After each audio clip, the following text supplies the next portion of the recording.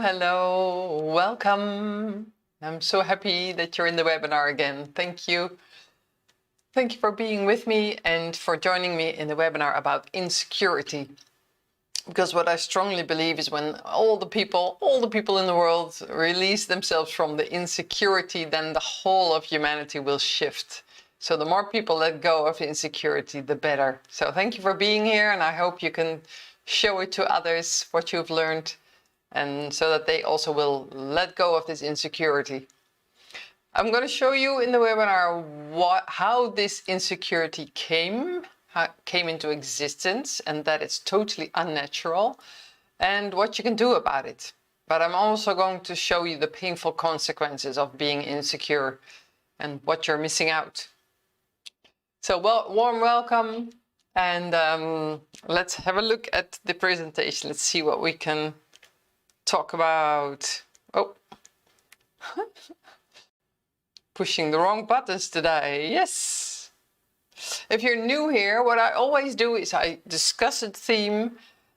This time it's about insecurity, and then once I have discussed it, we're going to do the MIR-Method all together, because when we do it together, it works stronger. And when I've discussed this theme, your subconscious will understand what it's about, and then we'll let go of the insecurity more easily. Now, what is this insecurity? You know that it's totally unnatural to be insecure. When you grow up, you're a child, you're 1 year old, 2 years old, 3 years old, then you are on top of the world and you believe you can do anything. You can jump really high, you can jump really far, you can run as fast as Superman or any kind of hero, you know. You're as strong as your father, so you can do anything. Then people start to tell you that you can't. So they will start to tell you, no, you can't jump off that 2 meters high wall. Please don't jump off. I'm gonna get you. No, I'm gonna just stay there. I'm gonna get you down. So the fear of the adults is instilled on the child, and the child will slowly but surely become more and more insecure. The fun part is that this security is still deep inside of us. So it's just layers on top of it that have made us insecure because of all these things that have been said to us, that don't do that, let me cut that, don't just put the knife down, I'm going to use it. I don't want you to use it, you're too small for that, you don't know how to do that. So there's so many things that have been said to you that made you feel small and inadequate and insecure.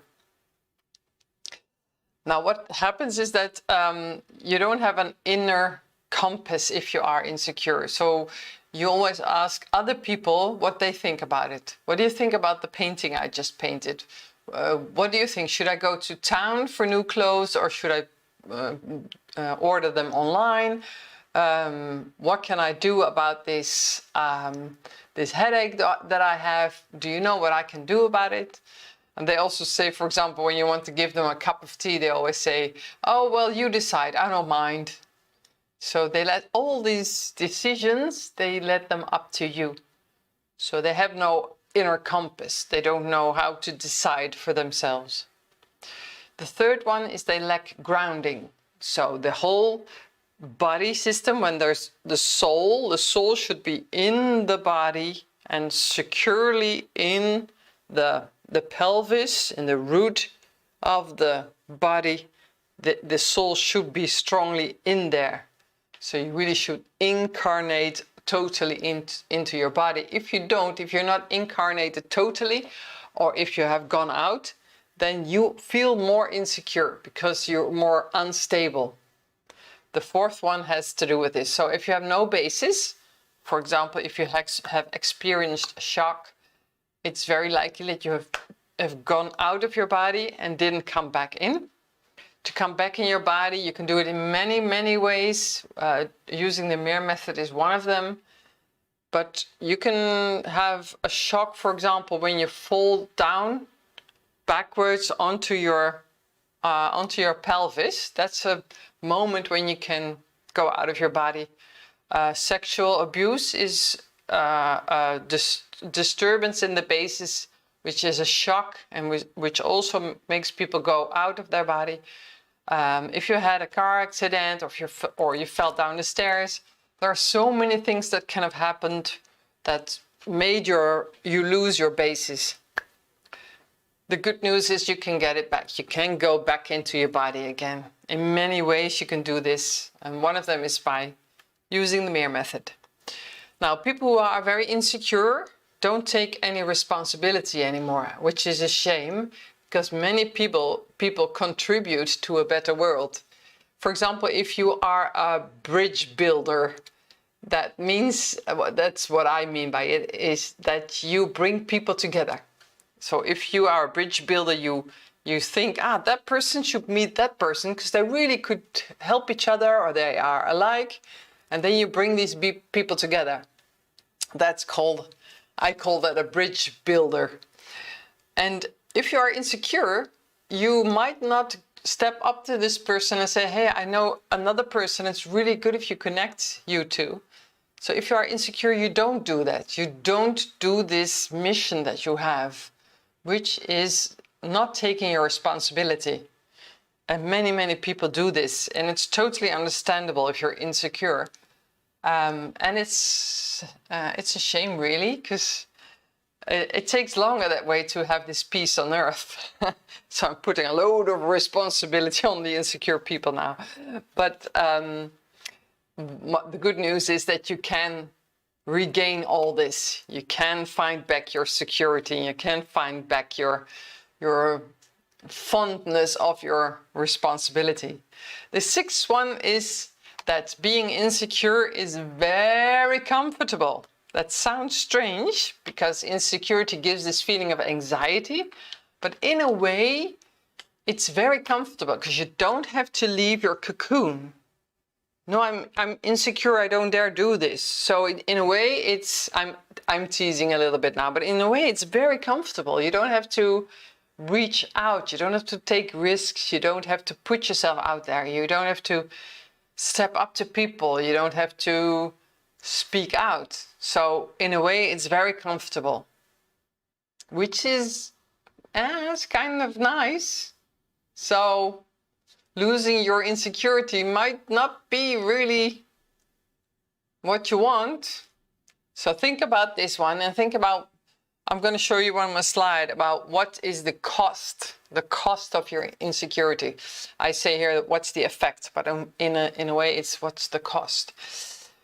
When you are too insecure, you are too dependent on other people. So you always ask other people for help, other people's opinions, other people to support you, when in fact you could support yourself. So you could become less independent, less dependent, and build your own life and build the things you want to create for yourself.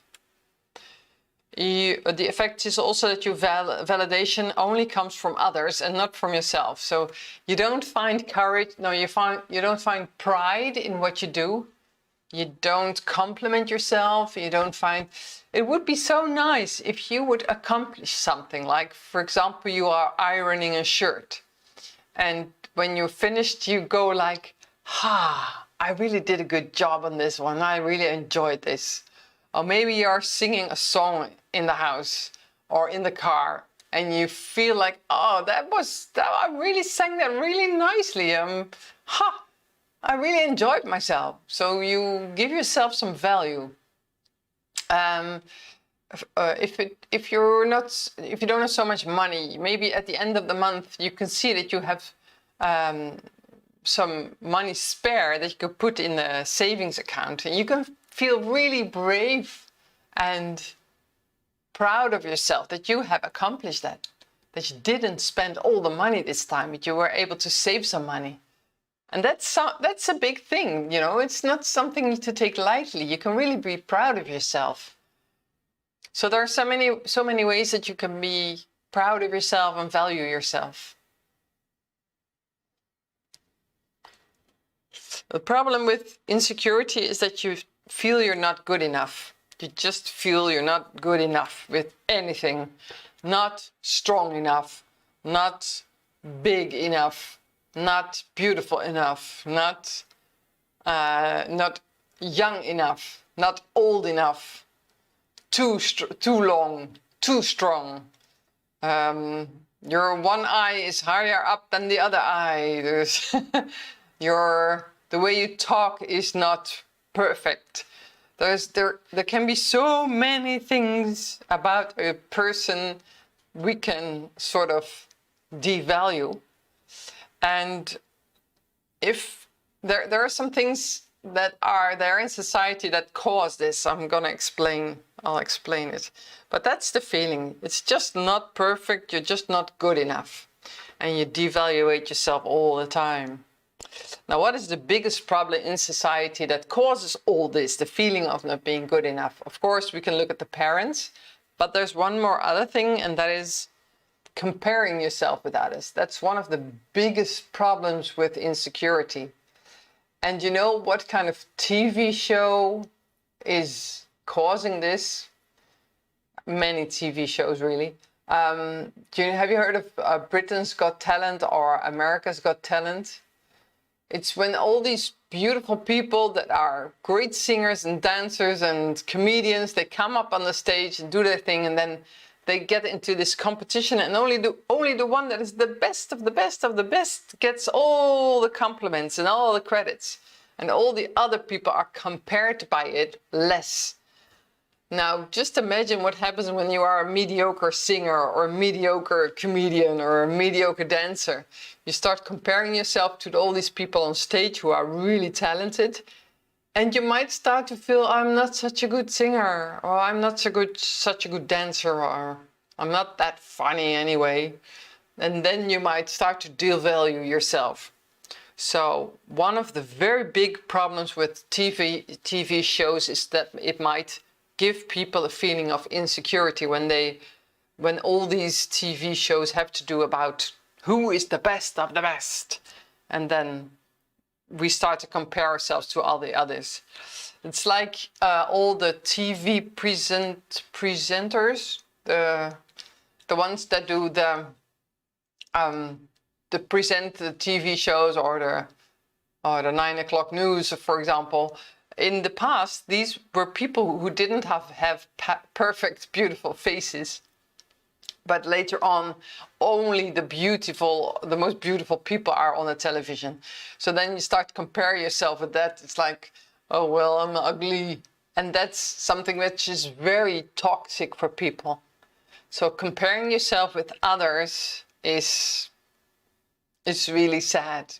And it's not helpful at all. I wish there would be more sort of imperfect people on television, which makes us all feel more normal. Okay, so that's the biggest issue at the moment, is comparing ourselves to others, because every person is unique. When your face is not beautiful and not perfect, it's not important, because maybe you are a very good listener, maybe you are a very good singer, maybe your voice is so warm that people really like to hear your voice. And every person is unique, and every person has his own gift. And by comparing ourselves to others makes us feel insecure or not perfect, which is absolutely devastating.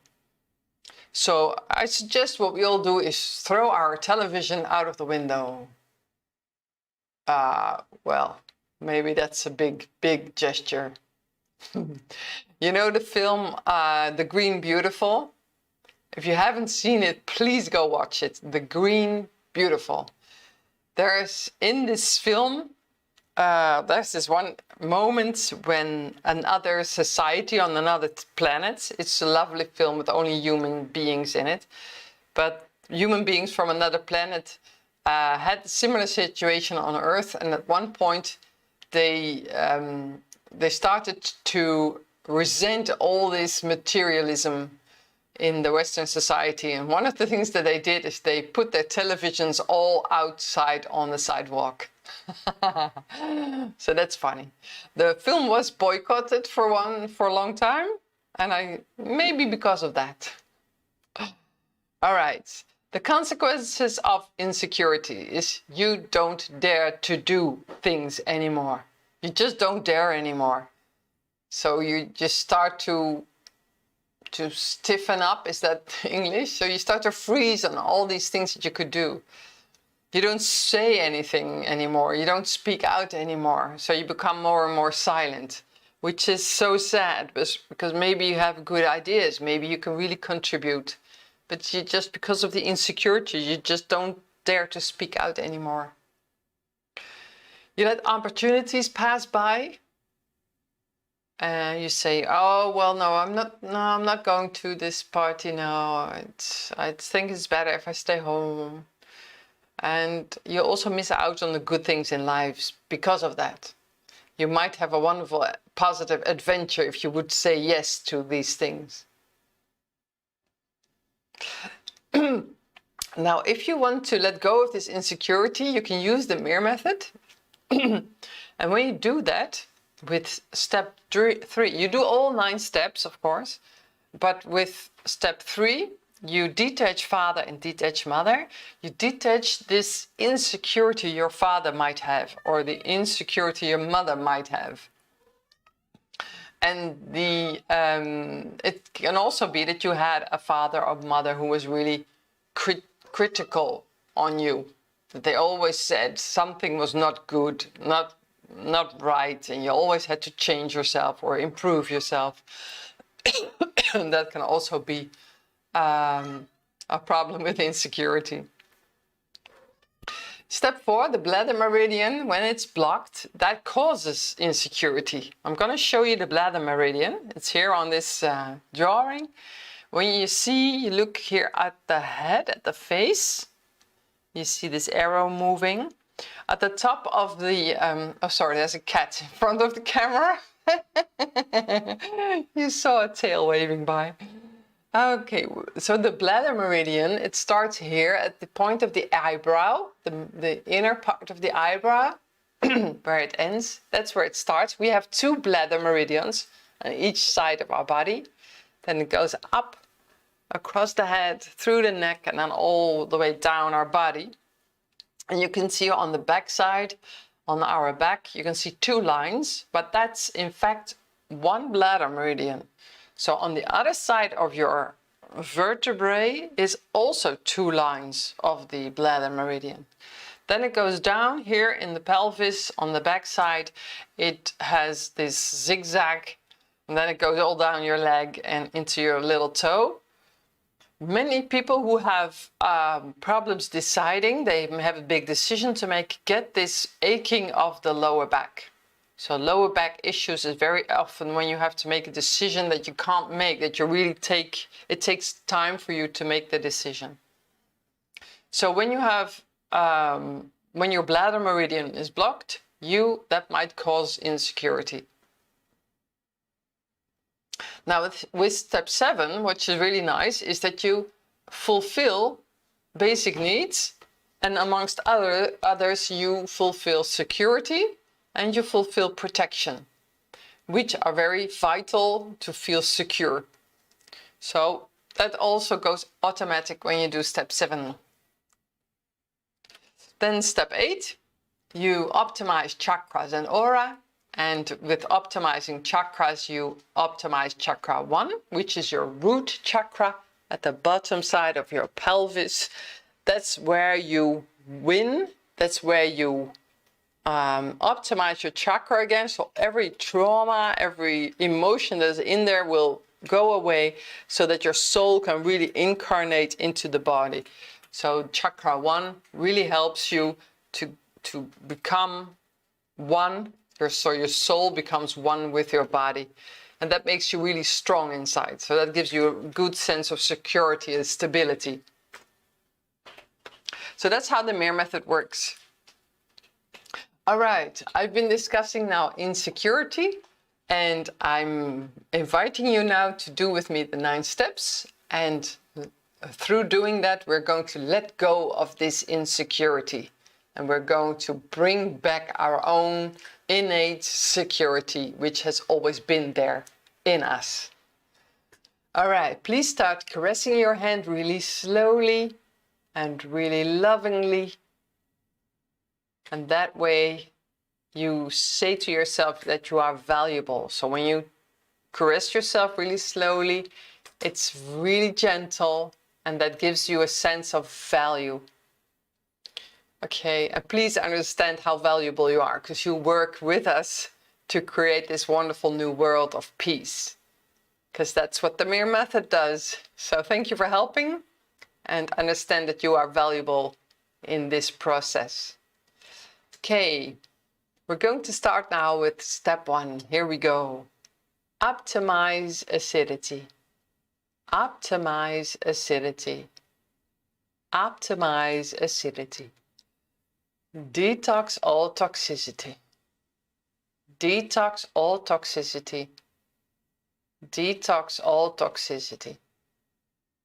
Detach, Father. Detach, Father. Detach, Father. Detach, Mother. Detach, Mother. Detach, Mother. Clear meridians. Clear meridians. Clear meridians. Supplement all shortages.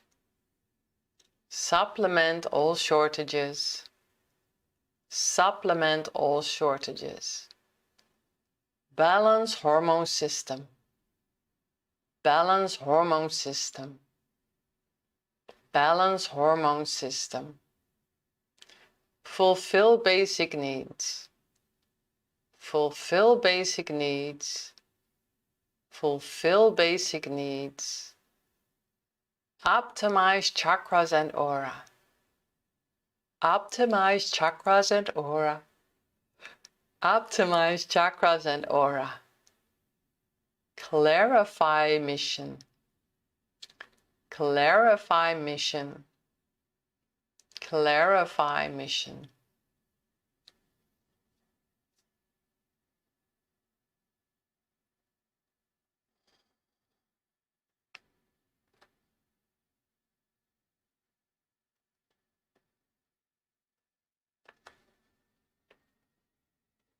Okay.